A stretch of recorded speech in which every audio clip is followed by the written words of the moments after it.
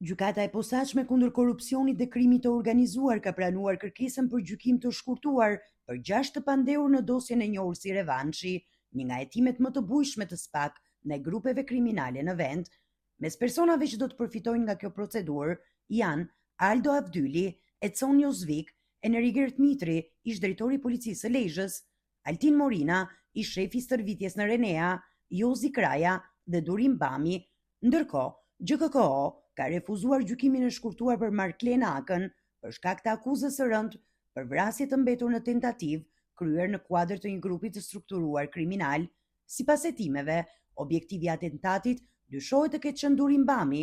Për Akën, çështja është e veçuar dhe do të vijojë me procedurë të zakonshme.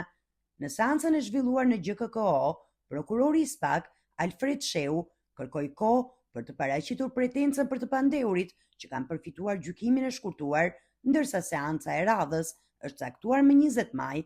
Dosja Revanshi konsiderohet një nga operacionet më të mëdha të SPAK kundër krimit të organizuar dhe është mbështetur në zbardhjen e komunikimeve në platformën Sky ECC.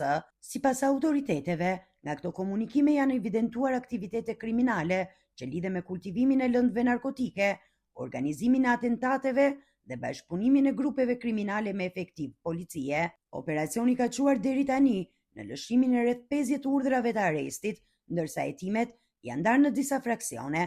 Vetëm pak ditë më parë, SPAK kërkoi në total mbi 127 vite burg për emra të njohur të botës së krimit, mes tyre Emiliano Shullazi, Gjergji Cukali, Astrit Avdyli, Xhelal Raja dhe Viktori Meraj.